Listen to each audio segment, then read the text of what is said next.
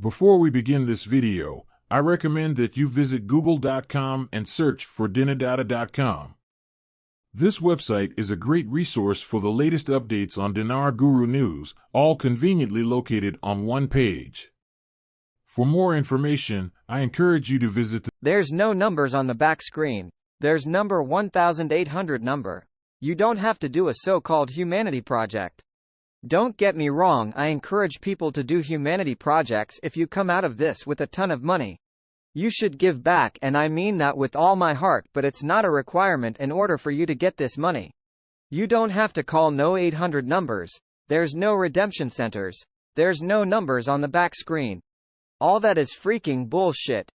Al-Sadani said he's keen on BRICS for all you BRICS lovers, but obviously he's not going into BRICS at 1310. I can confirm that a number of banks are ready, even non-redeeming ones. They are seeing lots of rates and rate changes with holds on them. They have been prepped, and a number of bank presidents, even on smaller banks, have commented they know it's coming. They are telling them they have to wait until they get the go-ahead.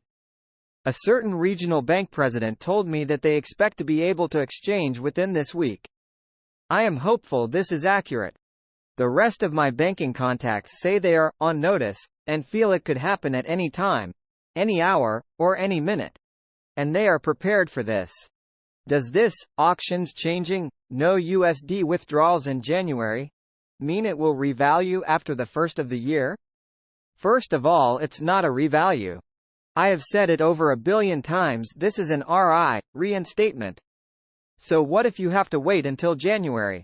What is the problem? I think it's important for Iraq to transition to Article 8 because with the help of such a large company, JP Morgan, I don't think Iraq will continue to drag their feet.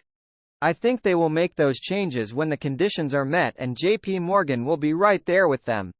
35 million lost every day. Shutdown of Iraq-Turkey oil pipeline has hurt stat and oil companies. In total, Iraq lost $7 billion USD. Turkey has officially notified Iraq the oil pipeline is ready to be reopened.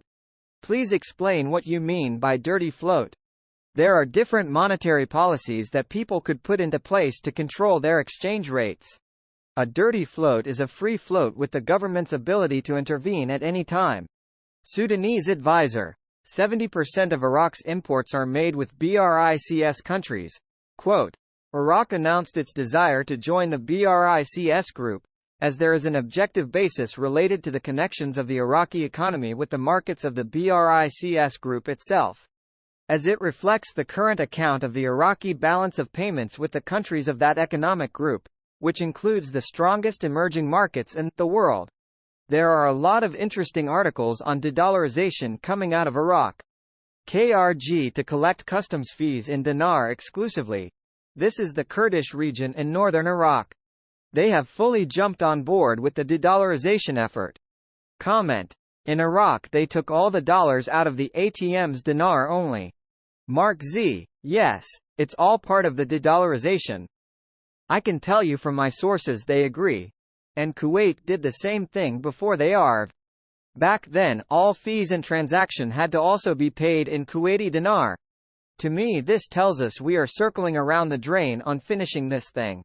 Representatives have agreed on the importance of passing this law, HCL, because it guarantees the fair distribution of wealth to all Iraqis. That's everybody in parliament, that's everybody. So I think there isn't going to be anybody that would miss that vote.